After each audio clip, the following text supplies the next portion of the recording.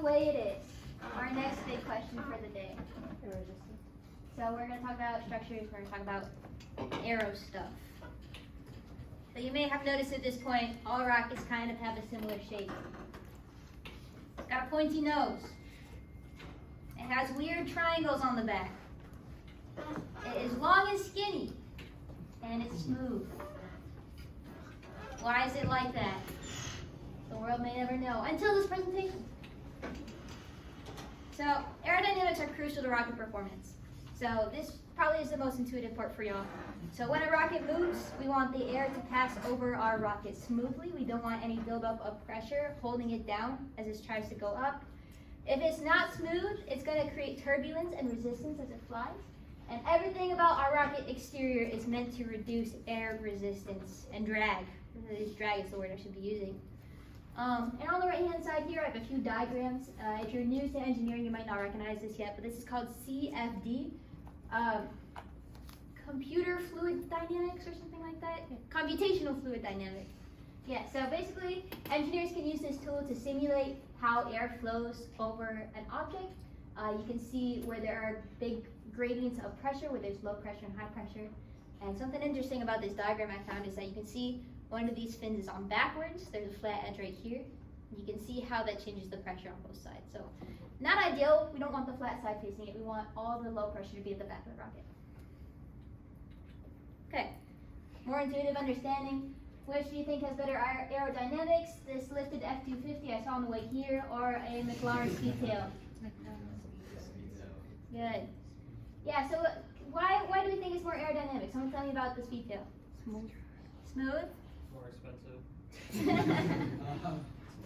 I mean, the F-250 is pretty expensive, but maybe not. Go ahead. My height on the car is lower, so it creates less drag. Good. That's very good, yeah. So there's less surface area exposed to the front where the air is coming on. Plus that's higher power. True, but not related to the aerodynamics, right? True. That's one reason I'm faster. True. Okay, any other characteristics? Anything we noticed about it? It's got a lot of curves. A lot of curves, good. So it's trying to curve the air around it. That's a good observation. All right. So good. I think we picked up on that. Y'all can see that in your real life with the F-250s trying to run you over on the highway, which is more aerodynamic. But that's only part of the picture for rockets. So that explains the pointy nose, right? The smooth body. But why does it have to be long? Why does it have to have triangles on the back? We have not touched on that at all. Why does it have that? Can anyone think of other objects that have this shape? Arrows. Missiles are true, but missiles are basically rockets. Well, I'll give you that. Arrows is a good one. Since the dawn of time, humans have figured out, oh hey, if I attach little feathers or something on the back of this, it's going to fly better. Why? So let's start off with a few concepts. So you guys should know about center of gravity. Same thing as the center of mass. It's the point of where if you take your object and try to balance it, it's going to balance on that point. So I'm going to show you right here with Killer Carrot. I'm going to try and balance it on my arm, probably really terribly. Like right there. Right there. There's Killer Carrot's center of gravity. So this is important to remember because if you're any object, not just rockets, any object, if it's going to tip over, it's going to always rotate around its center of gravity. It's never going to rotate up here unless there's something like fixed to it. It's always going to rotate if it's free flying around its center of gravity, right? On our rocket, we mark that. So if you show up to spaceport and you don't have this little blue checkered symbol on your rocket, they're going to be like, get out of here. I will not accept your rocket if you do not have the blue checkered circle. You need to mark it on your rocket. Any rocket you fly is important. Next thing is a little more complicated. Center of pressure. So this and center of gravity do a tango in the air to make our rocket fly straight. Like the center of gravity represents the center of mass on your object, you can think of the center of pressure as representing the center of surface area. So why is surface area important? So we're talking about fluids here, right? And fluids have this property of pressure that presses on surfaces, right? When our rocket moves up, you can think, so imagine our rocket is launching, right? It's going through the air. From the rocket's perspective, where's the wind coming from if it's going up really, really fast? It's coming down on it, right? So it's pressing on all the surfaces it sees. It's pressing on the nose cone. It's pressing down here. And it's exerting a force on our rocket. So let's say it's going up. And our rocket gets a little cockeyed. It goes like this. The wind's pressing like this. How's our rocket going to turn? Has anyone got a guess? If our rocket ends up like this, the wind is coming from above. How's our rocket going to turn? So one person said like this. Okay. How many think it's going to turn like this? One person. Okay, a few people. All right. Alternatively, could turn like this. How many people think something more like that? A few people. All right. Anyone have any intuition why? Not yet. More surface area on this side, okay. So you're on to something. So you were a person who said it should go this way. So your rationale is right, but your answer is wrong. So you say there's more surface on this area, so it should turn like this. There's actually more surface down here, because look at these fins. This is surface, this is surface, this is surface. Oh, look at all this surface down here. Our center of surface area, our center of pressure is actually here, this red dot. It's down here. So you're absolutely right. It's going to turn, it's going to exert that force on the center of pressure, the center of all the air forces, and turn it like this. So might look like there's more surface up here. There's not. Remember these fins. That's why there's little fins on the back. So it's going up, goes like this. Center of pressure goes like this. It's going up. Oh no, it goes sideways like this. Oh, it goes like this. Look what's happening. It's a self-correcting system. It's turning about its center of gravity. If any deviation happens, it's going to be righted back into place. That's what our ancestors somehow figured out millions of years ago, is that this enables stable flight if you have your center of pressure behind your center of gravity because of this dance between the center, these two centers. It's really cool. But notice our position. So our center of gravity is like right here. Our center of pressure is down here. Why does it have to be behind? Why can't it be up here? Then fly backwards? Yeah, fly backwards. So that would result, if the center of pressure is up here, it gets cockeyed. Your center of pressure force is here, it's going to flip and do the opposite. So if any time in your flight your center of pressure gets above your center of gravity, you're screwed. Your rocket's going to want to fly upside down like this. So your center of pressure always has to be behind your center of gravity. This is crucial. That's actually pretty much the end of this slide. I went through that really fast. Anyone have questions about this? Because you need to understand this at all times. Any clarification, anything? No. Cool. Something I did want to add is that one of these two things can change while you're flying. Which of them can change? Center of gravity or center of pressure? Gravity. Gravity, why? Because you're shooting mass out the back. Because you're shooting mass out the back. Good. So your mass is changing, so your center of mass is going to move around. What direction is it going to move? Let's say our center of gravity is here. Where's it going to move? Up. Good. Okay. Which is good. So if our center of pressure is down here and our center of gravity starts here, it's going to climb up. So still, our center of pressure is staying behind. Doesn't matter how far apart they are. Yes. I don't know why. Why does it matter how far apart they are? Yeah. So distance is larger. It's more stable and corrects faster. Yeah. So if they're too far apart, you're actually going to reach into overstability. Yes, you're absolutely right. It's going to get more and more stable. And you might be thinking to yourself, overstability, that sounds great. I love stability. I want stability. No, you don't. Because it's going to be so sensitive to any change in the wind. So let's say our rocket goes like this.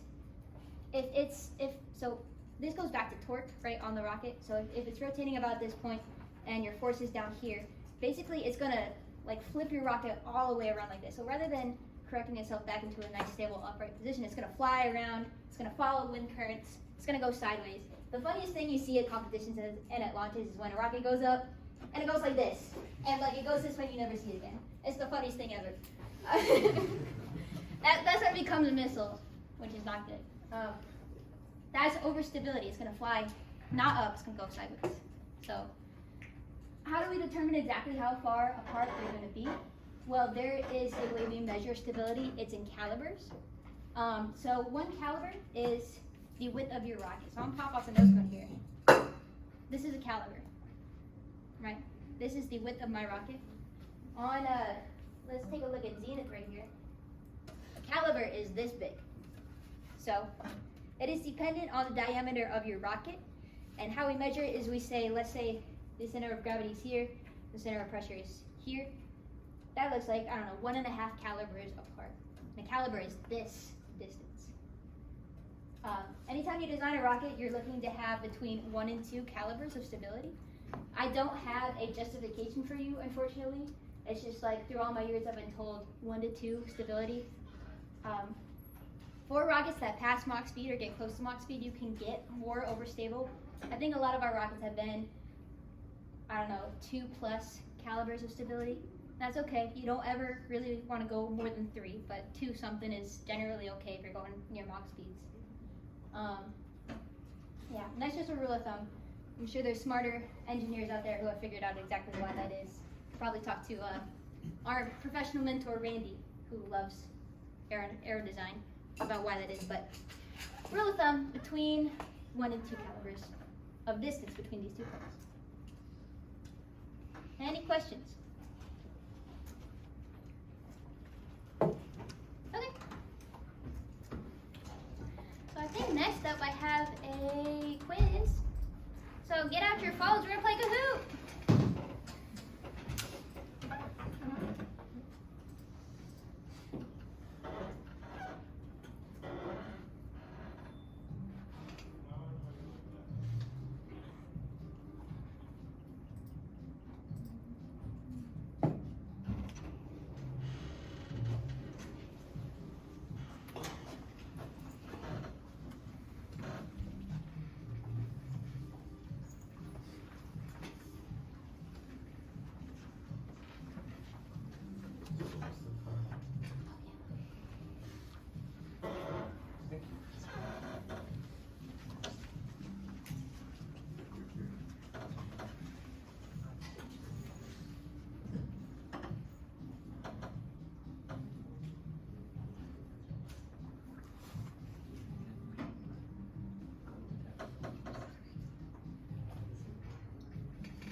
Alright, I'm gonna give like 10 more seconds.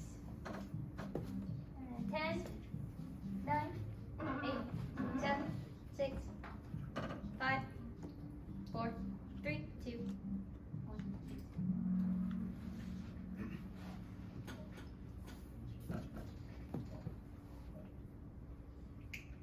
What is the name of the motor compartment labeled D? Or component? Component labeled D.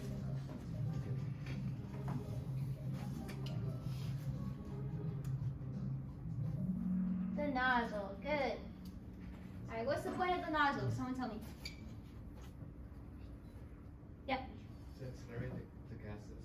Yeah. Okay. Yeah. And put some extra acceleration on the gas. Good. Perfect.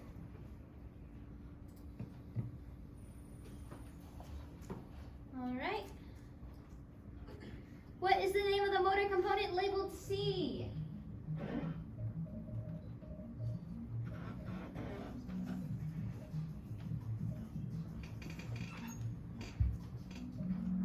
The gray, yay!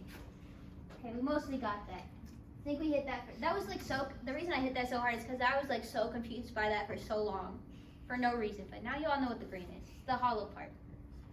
And what? Okay, I don't want to. I was about to ask a question that's actually asked in here later. I think. We'll get to that. What is Newton's third law?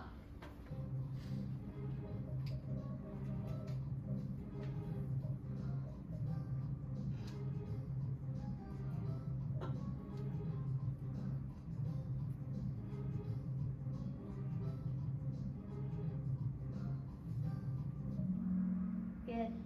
For every action, there's an equal and opposite reaction. Good. No one put E equals mc squared. F equals ma is the second law. An object at rest stays at rest unless acted on by an outside force is the first law. True or false? A C-class motor can have up to double the thrust of a B-class motor.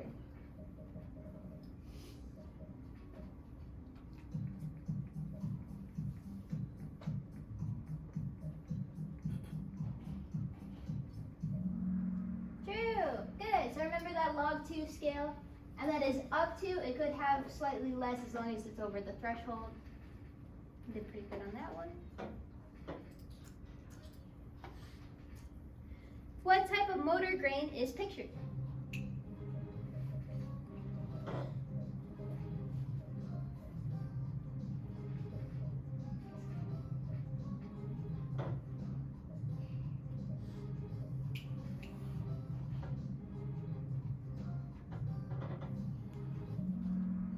Bates grain. Oh, so we're a little split on this one. Okay. So, actually, let me look up. So, a Bates grain. So, always like this. So, this is an acronym. Bates, that's why I put it in capitals. Ballistic Test and Evaluation System, made by the government, I think. United States Air Force Research Laboratory. They gave it this Bates name. And then rod and grain. Oh, sorry, rod and tube, right? Grain. This is the one where it's like a circle, but it has more propellant in the middle. So something like this. So it has like a ring where it burns and all the gas escapes out of. And this has more of a flat line burn profile than the tubular or Bates one does. Okay. Questions? Back to Kahoot.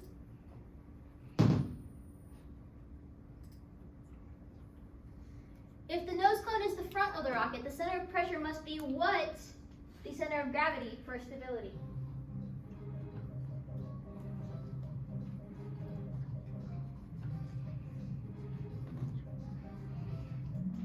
Behind. Perfect. Oh, you guys did really good on that one. Behind at all times. What happens if it gets too far behind? Too stable. Overstable. Good.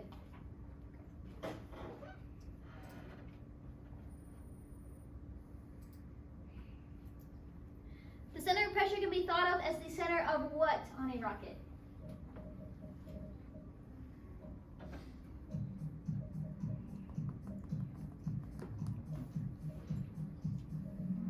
Surface area. Good. Most of us got that. A little high on compression. Remember, it's all related to surface area.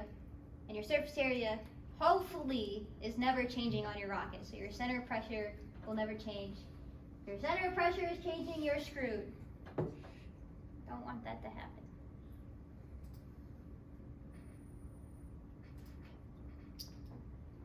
A rocket can only have up to 4 fins. True or false?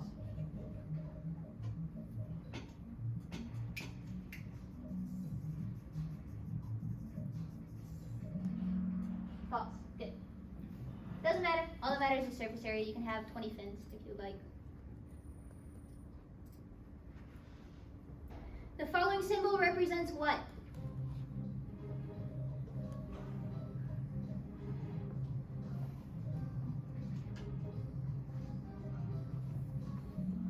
Center of gravity. All right. You guys are killing it. I should have made this harder. Awesome work.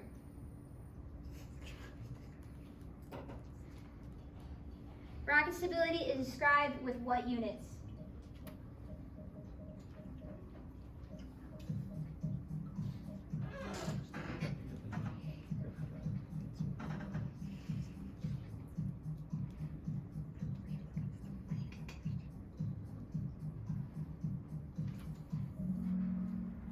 Whoa, we're split. It was calibers. Can someone tell me why it was calibers? Newton seconds is not thrust. Yes, Newton seconds is next. Newton seconds is how we measure thrust, right? As a force. Calibers is a non-dimensional unit. Someone tell me more about calibers. What is a caliber? The bend. Someone else. You did good. Someone else. Yeah. So, someone else also. I'm trying to jump around. Is the caliber for this guy the same as the caliber for this guy? No. Why? Yes. It's dependent on the diameter of your rocket. Good. Questions?